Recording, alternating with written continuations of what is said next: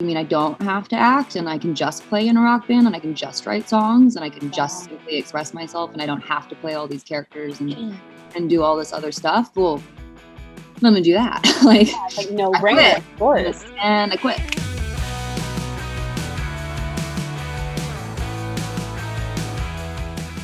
Hey everyone, it's your girl Emily Curl with iHeartRadio, and today we have a very special guest. We're hanging out with Taylor Momsen, the lead singer of The Pretty Reckless. Let's welcome in Taylor. Thank you so much for being here. Hey, thanks so much for having me. How you doing? I'm doing well. How are you? Doing good, hanging in there. Death by Rock and Roll. I mean, how do you feel having this project out into the world so soon? It honestly feels like it's been a very long time coming, because we finished the album before quarantine started. So really? I've been working on this record for like a year now. So I'm really anxiously awaiting February 12th. I'm just really excited that it's finally coming out and you can share it with the world and everyone can hear it, because I've listened to it ad nauseum at this point. So it's time to share it. How did you decide on February? How did that date come to be? We kind of just picked a random date, honestly. We were, at the beginning of the beginning of all this in 2020, we had touring planned. The record was going to come out. We were going to have some of the greatest touring of our career lined up. I mean, it was like Guns N' Roses and the Foo Fighters and Pearl Jam and all the festivals. And we were just really excited. And, obviously everything got shut down and postponed. So that kind of shut down the record a little bit, because it felt very weird to release new music and not be able to play it live. Like it feels like the circle's not complete. But eventually, a year later, we just recently put out a song called 25, which I wrote and recorded when I was 24, turning 25. I'm now 27. And so I'm like, I don't want to put this album out when I'm 30. Like, I've got more stuff to say. I've got other songs to write. Like, just put it out. You gotta close your eyes and jump and share it. Because I'm super proud of it. So it's, in my humble opinion, I think it's the best album that we've ever made. So I'm just really excited that the world's finally gonna get to hear it.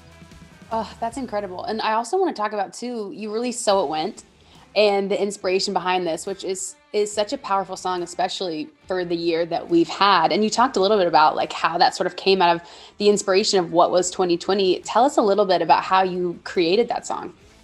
Well, strangely, the strange thing about And So It Went is that was written way before 2020. Really? Oh my God. No way. Okay. Oh yeah. No, the record was finished and recorded by the time. Oh, right. Yeah. Okay. So, it's unfortunate, but I've said this to the band and to people, it's when trying to pick singles and have them be timely and all that stuff. I was like, I think the subject matter of the song is, unfortunately, it's going to forever be timely. Like it's one of the songs out at any time, and it will be relevant in the world. And I don't know, it's just a rock and roll tune though, and it came from a place of it's kind of it's a social song, I guess. Like it came from me kind of just observing, and I can only write what I see and what I know, and from my point of view. So it's a very socially driven song, and it obviously features the amazing Tom Morello, which I'm very, very grateful and thankful that he's a part of this song, because it just, when I finished writing it and I demoed it and I sent it to him, because I couldn't hear, just due to the lyrical content and the overall kind of flow of the song and the whole vibe of it, it felt like it was begging for his unique voice, and he would just really take it to the next level, and he did. He super did. So like when he comes in, it is unmistakably Tom Morello, and he just comes in wailing and just takes the song to the next level. So thanks, Tom.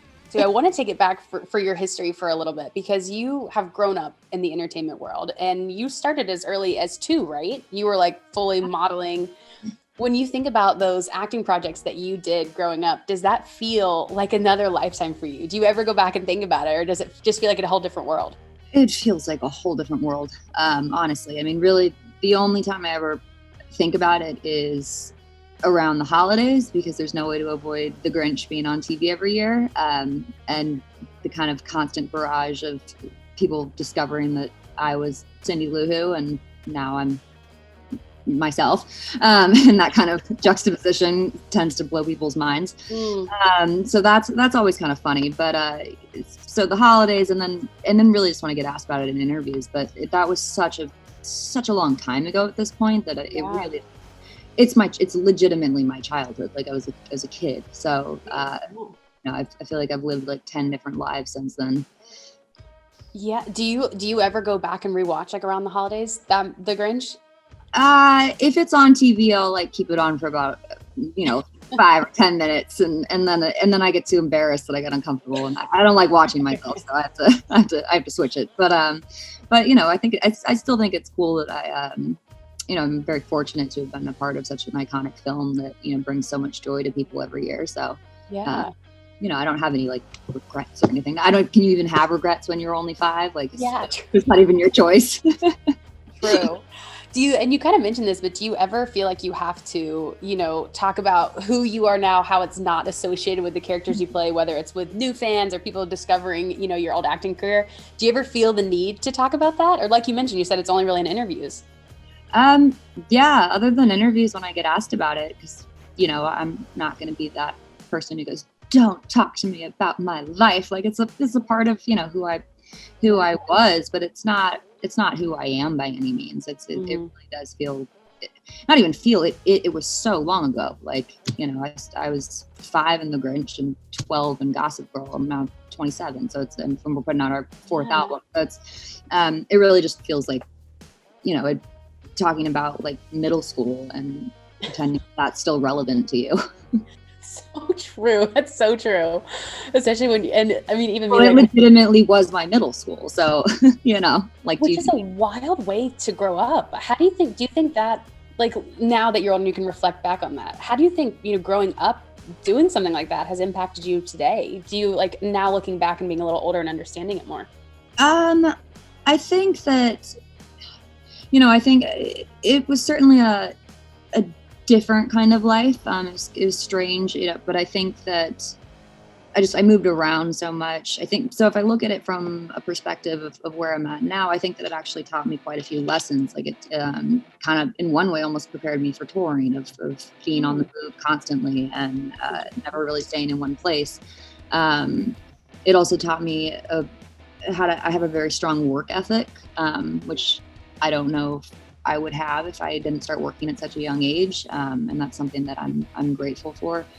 But overall, like how it impacted my life or something like that, like, I don't know. I think it kind of forced me to figure out what I really wanted to do, maybe younger than other people, because like, I got to a place in my career when I just was very unhappy with what I was doing, and I didn't enjoy it. And it wasn't, I didn't hate it, but it was a job, and it was something that I wasn't passionate about. And so that I got to an age where I could make my own decisions, and I turned the page without even thinking and went, oh, well, you mean I don't have to act, and I can just play in a rock band, and I can just write songs, and I can just simply express myself, and I don't have to play all these characters and do all this other stuff? Well, I'm gonna do that. like no brainer, of course. And I quit. And that's pretty much what happened. And I've never looked back, and it's the best decision I ever made. So, wow. I mean, that's incredible to hear. And did you always know too that rock was the genre for you? That was the way that you wanted to go? I did. I'm very fortunate that I grew up in a family. My dad is a massive rock and roll fan. So, I mean, if you go to my parents' house, it's like a museum of like rock. A shrine to rock and roll. Yeah. It really is. And so the first band I ever heard was the Beatles, and that's really where I fell in love. And I grew up on my dad's vinyl collection, so I grew up listening to the greats, the Beatles and Led Zeppelin and The Who and Pink Floyd and AC/DC and Bob Dylan and Hendrix and Clapton and Cream and then I can just keep listing Neil Young, and I keep listing bands for eternity. But so I got a really good musical education when I was younger, and I couldn't really get away from rock and roll even if I wanted to. But luckily, It was just like, I didn't want to at all. I caught the bug. I caught the bug and it stuck. What's really cool to me is there's not a ton of women-fronted rock bands, and especially ones that are as successful as the Pretty Reckless. What advice would you give to little, younger badass rockers out there who maybe want to pursue it but don't see themselves on stage yet, or they see you and that's like, oh, that's what I want. What would you tell them? I would tell them to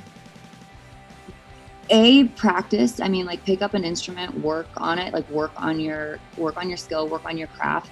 But really, I would and have fun with it. But really, before you make that decision to make it a career, because it's a great hobby as well. But before you make that jump of like, if you have other things that you enjoy, like if maybe you want to be a veterinarian, but you also like playing guitar, like, then go be a veterinarian and play guitar for fun. Because once you make that career jump, it is a really challenging business that comes with a lot of ups and downs, and it's something that you kind of have to be prepared for. So if you're not solely doing it for the love of it, if you don't have this underlying dying desperation and this desperate need to do it, like without music, I wouldn't know who I was. Like it is my identity. So I would feel very, very lost without that. And if you don't have that kind of drive for it, then just enjoy it and make it something else, because it can easily turn into something that you weren't expecting if you're not doing it for the right reasons. And the only right reason is because you have to. Like, you have no other choice. There's a Gossip Girl reboot happening with the new cast later this year. What are your thoughts on the reboot, and do you still keep in touch with the original cast? I keep in touch with a few people. Like, Connor is a really dear friend of mine, but not so much. I wouldn't. But I love Connor. He's a sweetheart. But as far as the reboot goes, I never really watched the show when it was on, because I don't like watching it myself. So I don't really. I'm a very when people ask me about it, I legitimately don't know the answers to the questions they're asking me. But as far as the reboot goes, I think that I'll watch it. I'm excited. Yeah. I'm curious to see what they do with it, just because that, the show, when it first came out, which was over 10 years ago now, technology has changed so much since then. So to see how they take, like when we were filming, we would get a new phone every season, and like to get the Sidekick at the time was like the fancy phone, or like the Razor flip phone. Like that. Oh my God, I had a Razor flip. That was like a new like high tech thing that our characters would have. And so now, just technology has moved so fast and changed so much, especially, with social media and everything. So it'll be interesting to see how they take that and take the concept of the show and bring it into the modern paradigm of where we're at in the world now. So yeah, that makes sense. I love that. Well, Taylor, honestly, I can't wait so I can hear your songs live, Death by Rock and Roll, when you're on tour again, everyone's screaming at the stage with you. It's going to be an amazing feeling. It is. I'm so excited. Tour, I feel like it's like a drug, and I feel like I'm going through withdrawal. It's been so long at this point. So I can imagine, especially so used to that lifestyle.